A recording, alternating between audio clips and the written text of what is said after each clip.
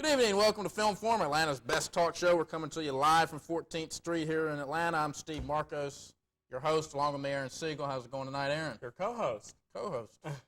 I'm doing fine. How are you? I'm doing fine. What did I say wrong? You said host. I'm your co-host. Oh, all right. I get that mixed up. Who's doing what up here? Anyway, we're the best movie talk show in Atlanta. We'll keep you informed in the movie industry as well as review the latest films. And tonight we have two films as usual. Aaron, what are we going to be talking about tonight? Well, tonight, Steve, we've got Dazed and Confused, and we've also got For Love or Money. All right, and then right after that, we'll be doing our Critics' Choice, and since we're doing For Love or Money, a Michael J. Fox film, we're going to tell you our favorite 3 Michael J. Fox films. And then we're going to have a special guest, as usual, and Aaron's in the guest department. Aaron, who's we got coming on tonight? Well, tonight, Steve, we have Chris Mills. He's an assistant director. He'll be on later in the show. All right, so you need to stick around for that. And remember, we do have a, we got the Film Forum hotline number. It is hotline number 798 6981. 6981. If you have any questions or comments or criticisms after the show, call it in. Otherwise, we are live, and it's 873-6713 to get on the show. The 798-6981 number is what you call in if you have suggestions on how. Feedback line. Feedback line, something like that. You can call that at any time. It's open 24 hours a night. Aaron, let's get started. What do you want to review first? Well, I wanted to do For Love or Money, but I'm going to do Dazed and Confused. All righty. Okay. Dazed and Confused is set in 1976 in high school. What the high school students do on the last day of school. They go to a bunch of parties and they drive around a lot. It's a lot like American Graffiti. What we have now here is a scene from Dazed and Confused where some of the students are talking about where the party is going to be that night. Pretty good. Cool. You heard about the party being busted, right? Oh, yeah. Yeah? Yeah. Not to worry. There's a new fiesta in the making as we speak. It's out at the Moon Tower. Full kegs. Everybody's gonna be there. You ought to go. Okay. Okay, we'll be there. Okay. Say you need a ride? No, I got my own car. Thanks. Yeah, well listen, you ought to ditch the 2 geeks you're in the car with now and get in with us, but that's all right. We'll worry about that later. I will see you there. All right? Bye. I love those redheads, man. I know you. We had geography together, remember? Oh, great. Oh, what a dick. It was so creepy. Why are you smiling? I thought he was cute. Oh, that's You thought he was cute? disgusting. Do you realize when he graduated, we were like 3 years old? Oh, Cynthia, what are you thinking? Oh, I don't know. Oh. Okay, that's a scene from Dazed and Confused, which opens this Friday, directed by Richard Linklater. Linklater. Yeah. Well, Hey, Steve.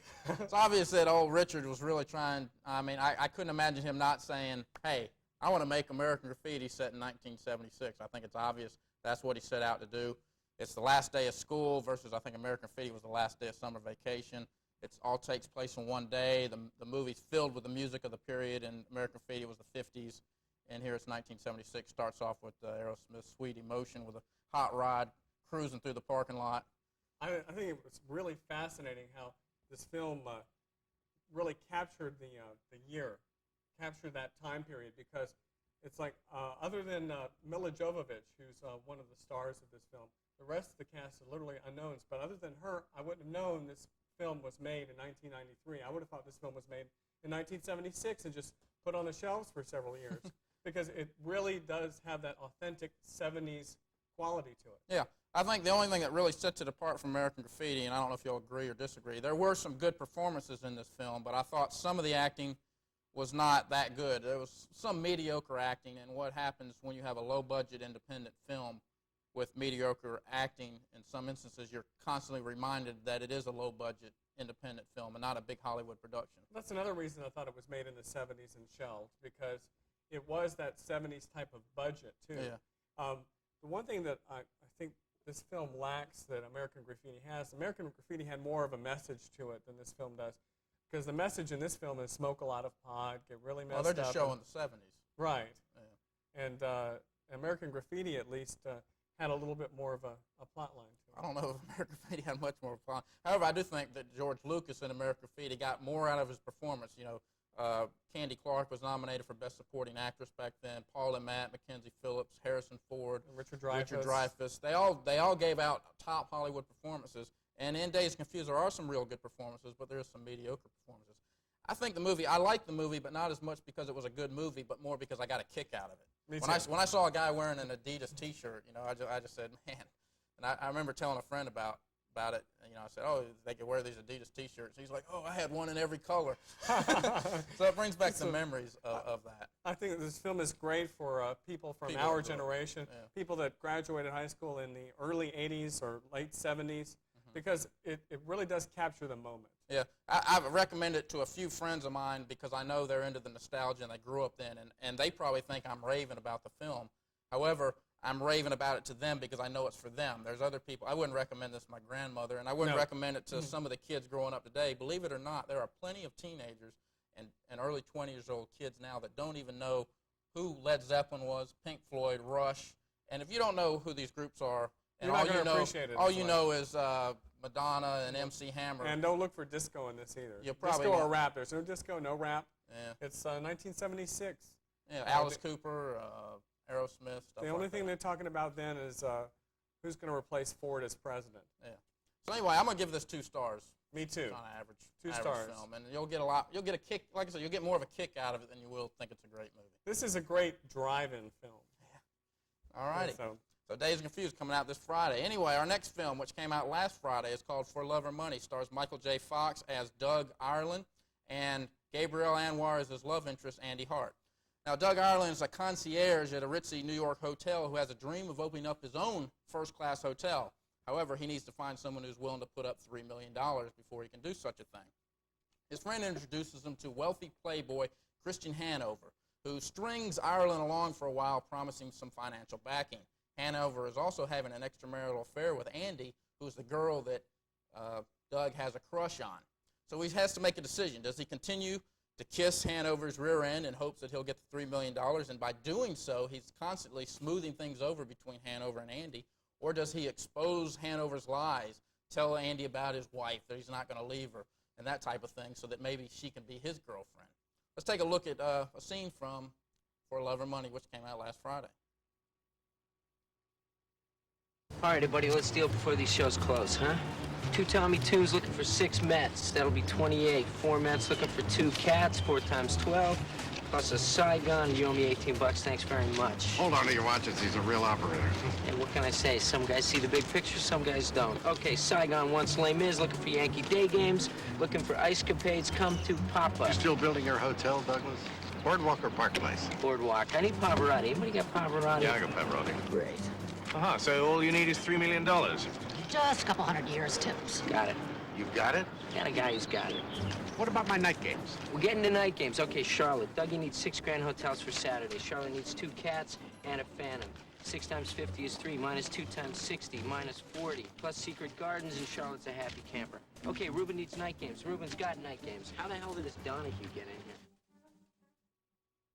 All right, that's For Love or Money, which came out last Friday with Michael J. Fox and Gabriel Anwar. Aaron, I believe, well, you kind of like this one. I liked this film. I thought it was funny. It was entertaining. There were a lot of scenes, a lot of envious people envious of this position that Michael J. Fox has as being the concierge and making $100 tips for every little favor that he does for everybody. Yeah. Well, to me, I thought this was one of those romantic comedies where the comedy's not too funny and the romance isn't too romantic. I thought the only bright spot in this film was Michael J. Fox and his character. I really enjoyed those two. However, I don't really know why this film was made because it seems so lightweight and unimportant film that it seems more like a film you do as you're starting out your career, not someone who has an established career. I would think Michael J. Fox has got to start looking for roles where he can maybe get Academy Award nominations. A movie that has a little more meaning, it's going to get a little better critical reviews and stuff like that. This is just too lightweight, and I don't really know why he chose this film. I think he did this because this is a cash cow for him. This is a film where he can do it. He can make a lot of money doing it, especially since Life with Mikey, it bombed so badly in the theaters. He needed something else that's going to at least pay the bills and keep him afloat. And it's a romantic comedy. And I think this one will bomb just as well. I saw it Monday night. It's 3 days after it came out. I was the only one in the theater, 7 o'clock. I mean, the only one in the theater. So I think what they should have done is, you told me earlier that this was supposed to be released earlier in the year, but because Life with Mikey bombed, they didn't want to have another Michael J. Fox right away because people would have a bad taste about Michael J. Fox. I think they should have released them both at the same time and got it over with, because I don't think many people are going to go to this thing either. I think they are, because I know that all the shows were selling out at some of the theaters in town, at least over the weekend. I guess maybe that was all the people that wanted to see it real quick. I think as far as I was going to mention Gabrielle Anwar, I thought as beautiful as she is, I think she really needs to stick to roles like she had in Scent of a Woman, ones where she really doesn't have much to say. I don't think that she's all that great of an actress. She is very pretty, but I thought that she might have brought the film down a little bit. I thought her performance was adequate. I didn't think it was excellent, but at the same time, I didn't think it was She reminded me terrible. of Uma Thurman in, what's that one Jennifer with De Niro? Eight? No, the one with De Niro. Mad Dog and Glory is what she reminded me of. So anyway, I'm giving the film 1 star. I saw no importance to it, no significance. I even thought it was a little bit boring. I didn't think it was boring at all. I thought there were a lot of very funny scenes. I want to give this film 3 stars. All right, that comes out to 2 stars. That's our 4-star system. And those are the 2 films for this week. Now we're going to get on with our top 10. Top 10. These are the films that you guys went to see this past weekend. So these are the grosses, and based on the grosses, the top 10 for the city. Number 10 is Warlock. It's the second week in the top 10. It's a sequel to the original, so this is Warlock 2. Falls from number 6. And number 9 is A Bronx Tale. This is Robert De Niro's directorial debut, and it debuts on our chart at number 9. Number 8 is Striking Distance. It drops all the way from number 3 down to number 8. This is Bruce Willis and Sarah Jessica Parker. And number 7 is The Fugitive, Harrison Ford and Tommy Lee Jones. It falls out of the top 5 for the first time in 8 weeks. And number 6 is Age of Innocence, Martin Scorsese's adaptation of the Edith Wharton novel. And this was actually a remake of a film from 1934. That's when The Age of Innocence was first made into a movie. And it drops 1 notch to fall at number 6. And number 5 is For Love or Money, a film we just reviewed. It debuts at number 5. So obviously, the packed theaters and sold-out theaters on Friday and Saturday night It was put it in number our top 5. 6 nationally. Okay. I don't expect it to be around in the top 10 for much more than a week. And number 4 is Cool Runnings. This is the Walt Disney film based on the true story of the first Jamaican Olympic bobsled team. They actually say inspired by, right? Inspired by, based on. Okay, and number 3 is The Program. James Caan and Halle Berry star in a film based on the athletics or athletic programs of different universities. It falls from number 2 to number 3. And number 2 this week is The Good Son. It drops out of the top slot after only 1 week. This is Macaulay Culkin's Bad Seed ripoff. And number 1 is Malice. The new number 1 film for the week stars Alec Baldwin and Bill Pullman and Nicole Kidman. And it's a murder mystery thriller. Yeah, and that's what came out. In the national top 10, the Joy Luck Club snuck in there instead of Warlock. And no longer in the top 10, Jurassic Park lasted for 16 weeks. That's 4 months. Got as high as number 1. Sleepless in Seattle is no longer in the top 10. That got up to number 2, lasted 14 weeks, almost as long as Jurassic Park. A Man Without a Face lasted 5 weeks, got as high as number 2. And Undercover Blues no longer in the top 10. That lasted 3 weeks. And Steve is very happy about that. That got as high as number 2. All right, now let's get on with our Critics' Choice. Like I said, this week, in honor of, I guess, Michael J. Fox's latest film coming out, we're going to tell you our favorite Michael J. Fox films. Aaron, what are yours? My favorite Michael J. Fox films. I like this actor. I think he's very good, and I love the roles that he plays. One of my favorites was Doc Hollywood. Came out in 1991. Was directed by Michael Caton Jones, and involves Michael J. Fox, who is a surgeon that is going on his way to Hollywood and ends up in a small town and having to serve his sentence for crashing into the mayor's fence. So he ends up serving time in the town as the family doctor. My number 2 film for Michael J. Fox is Secret of My Success. It came out in 1987, directed by Herbert Ross, also stars Helen Slater. It's about an up-and-coming mailroom boy, played by Michael J. Fox, who is trying his best to get into the world of the executives. My number 1 film by Michael J. Fox is Back to the Future. It came out in 1985, directed by Robert Zemeckis and produced by Steven Spielberg. This film involves a doctor who's invented a time machine, Michael J. Fox, accidentally goes back in time and has to save his parents' marriage so that he'll be born. So my top 3 Michael J. Fox. All right, my favorite 3, Casualties of War. This is a story about a squad of infantrymen who are denied a night out in the town with Vietnamese prostitutes, so they kidnap a Vietnamese girl and take her along on a firefight or a mission for a little portable R&R. The group is led by Sergeant Meserve, who's played by Sean Penn. 2 of the other men join in the rape eagerly. One is kind of a little iffy about it, but he finally gives in to peer pressure. And only Sergeant Private Erickson refuses to join in, and that's played by He's played by Michael J. Fox. It's easy to find out how this movie people would not want to watch this, because this is a miserable slice of Vietnam War tragedy. It offers no uplifting moments. The characters are evil. The situations are devastating. It's one of those kind of movies I wonder, like, why in the world would somebody want to watch such gratuitous violence? It's kind of like a traffic accident where you know there's a mangled body and you know it's going to be gruesome, but some morbid curiosity, you want to watch it anyway. I like this film because it affected me. When you go to a happy movie and it doesn't make you happy, it's useless. You go to a sad movie, you don't come out crying, it's useless. You go to a movie like this, it's really going to turn your stomach, and it doesn't do that. It's useless. This really will put you in a state of depression. And Michael J. Fox in a Vietnam War movie, I think this is kind of his Macaulay Culkin role as the bad seed.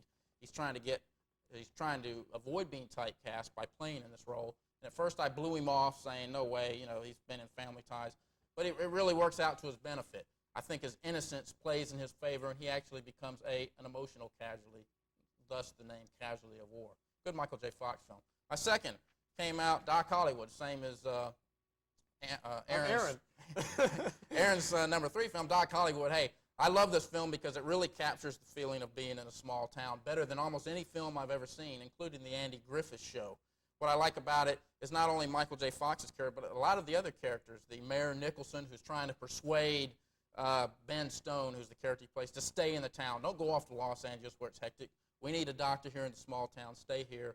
You'll enjoy it. It's got a Nancy Lee, who's played by Bridget Fonda. Hank, the hometown boy, who's played by Woody Harrelson. All these characters kind of have small town written all over them, and they really give the film that small town feeling that makes it a success. Good Michael J. Fox film. And my favorite of all time, Back to the Future. Like I said, Marty McFly travels back 30 years into the past, accidentally keeps his parents from meeting, and now he has to get them back together or else he'll never have been born. The problem is complicated by the fact that his mother falls in love with him. I love time travel movies. I love seeing people travel back in time and use their knowledge of the future to have an advantage over people. I love to see them meet people they know from the present. I love to see them try to convince people they're from the future. And there's a lot of neat paradoxes in here. I think the underlying message of the story is that everyone's parents used to be teenagers, and a lot of the comedy comes from that. Marty is shocked by his mom smoking and drinking, and she even calls him a square. So in a way, that could be a paradox itself. But that's my favorite of all time. And believe it or not, Eric Stoltz was originally cast as Marty McFly, and the film was in 5 weeks of production before Steven Spielberg fired him. So they lost about 5 weeks of time and a few $1 million, and then they redid it. That was also the #1 box office smash of 1985. All right, let's get on with our top 5. No, that's not top 5. Let's see. What's coming out on video? That's right. All right. It's coming out on home video this week. Well, we don't have too much on video this week.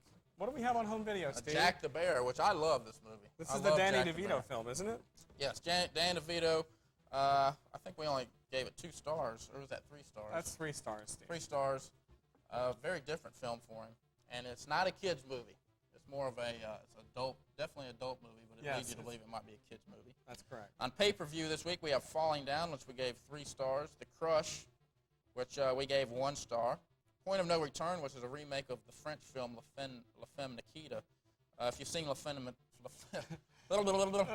Nikita, there's no sense in seeing this because they're almost scene for scene, shot for shot, dialogue for dialogue. Unless you don't want to watch subtitles or dubs. Yeah, but a good movie. And CB4, which is a takeoff on rap music, kind of like Spinal Tap was, or on more of rock it like music, Airplane.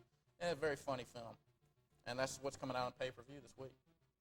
Okay, each week on Film Forum we have a special guest. This week is no different. We have Chris Mills. He's an assistant director. What we'd like to do now is welcome Chris to the show. Chris, it's great to have you here. How you doing, Chris? And what exactly is an assistant director? Well, assistant directors come in 2 basic varieties, first assistants and second assistants. The title itself is kind of a misnomer. You're really the production manager's assistant. The director thinks you're his assistant, and you better do what he wants, But technically, if he's making mistakes, you're supposed to tell the production manager. So you don't go to the director then? No, you're never supposed to tell them no, no matter what they want. You're supposed to diplomatically not give it to them if it's impossible or too expensive. What a first assistant does is they show up before the actors are there, meets with the production manager and the director, takes the script and schedules it, figures out where you're filming it, what you're filming each day. So he's kind of like an administrator. He's middle management. It's like a director of administrative director of operations. For Yes, the film. they run the crew. They run the technical crew when you go into production as well. They're issuing schedules, and they're marshaling the crew up to the point of rehearsal. Then the director steps in when the set is lit and all the actors are in place, and the director takes it from there. Do they schedule the order the shots are going to be filmed? Yes, they do. They determine out of sequence? Yes. They determine basically the entire order of the show. Mm-hmm. They're doing this in conjunction with the production manager and the director. All right. Second assistant, it shows up a lot later in a shoot. They show up probably 2 days before you start filming. And they're in charge of documenting what work's been done, like production reports are what you shot yesterday. I see. They're also in charge of writing up what you're going to shoot tomorrow. This is a call sheet, which could be viewed as a work order. And how did you get started doing this? Did you start as a second assistant? Generally, you start out as a gopher in films. You basically spend hundreds of days doing whatever errands need to be run for whatever department will give you a job on films. And what kind of jobs have you had? Can you give us an idea? I've done everything from take out the trash to direct second unit photography in my pursuit of being an assistant director. You'll do stupid stuff. Larry Hagman sent me out to buy $200 worth of condoms for a crew. Didn't want to make sure no one got well, he wanted to give it as a present. He gave flowers to the ladies and condoms to the men on the shoot that he was working on. He was a director. He directs in this country now. He doesn't appear as an actor anymore. So when you say the second unit photography, that's some non-speaking actors, car photography. This is frequently turned over to an assistant director. Yes, establishing shots, footage without speaking star actors. That could be shot somewhere else. Yes, with a minimal crew usually. And you may get the impression that's not an important scene because they give someone else in charge of doing it. What's your feeling on that? It's useful if you don't have enough footage of a scene, and the editor says, I need some footage here. Your stuff doesn't cut together. They'll say, all right, you got a picture of the outside of the building where this is where this conversation is taking place? If you don't, they'll order one. Okay, we've got a phone call here. Hello, caller, do you have a question for Chris Mills, assistant director? Caller? Hello, hello, hello. Hey. Hey, what's up? Hello, caller. Okay. He just wanted to say hey, I guess. He got that out. Okay. So, Chris, I understand that the only thing visual that you could bring us tonight were your slides. Yes, I have slides from a production that I worked on earlier this year. We took about 800 production stills, and I'm in one of them. Okay, and, so this you is guys have to guess which one Chris is in. If you can see me in a production still or on a film, I'm not moving fast enough. Your feet are basically never supposed to touch the ground as an AD. Huh. You will work 16-hour days and longer, and you're always supposed to be busy. So you're not supposed to be moving, or So you're supposed to be moving. What films have you worked on in the past? Any big ones? Or? I've worked on In the Heat of the Night for several years. I worked on a film called Basket Case 3, which was shot here. Was it? I did a lot of non-AD stuff on big films that were here. I worked on Free Jack and on RoboCop 3. Sounds great. We have that call again. Let's go ahead and try and take the call this time. Caller, do you have a question for Chris Mills, assistant director? Hello, caller. Are you there, caller? Hello? Yes. Go ahead. Work? Hello? Hello? Go ahead. Yeah.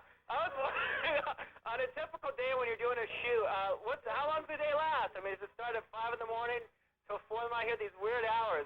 How many hours do you really work on a shoot? 16 to 18 hours, sometimes longer. You're supposed to be there about an hour before the rest of the crew, and you're working long after they've gone to bed. You have to call all the actors and tell them what time they have to show up at work. Okay, because I was just wondering how long it really took. It'll take a long time. You won't sleep while you're working on a shoot. Is it all that Thank you, funny? caller. Thanks for calling. I guess that's some funny information. Right? Yeah, Well- don't try and be an AD if you're not an insomniac. You can't do it. Well, what's coming up in the future here? Any films in Georgia that Um, you're gonna be I went working and on? interviewed for a job on a film actually in Sarasota that's got Rod Steiger and Molly Ringwald in it. It's called 7 Sundays. I don't know yet if I got the job. That sounds great, though. So anything else? Good luck to you. Coming up? That's the only one I'm chasing. Frequently, if you live in Georgia, frequently assistant directors are hired out of Los Angeles. I had one question. I remember back in when Close Encounters came on, I remember watching the credits, and they had second units actually filming entire scenes that looked like in the desert. You know, they film on sound stages here. They sent a whole unit over to film that, so it didn't look like they were just filming some extra footage. Looked like they might have been filming the whole thing. Well, it depends on how clever they were. Basically, the main way that you tell technically what second unit footage is you won't see actors speaking. On a studio show, Like 10,000 Roman soldiers and stuff. that could be second unit. It is more likely to be a second camera with the first unit. Okay.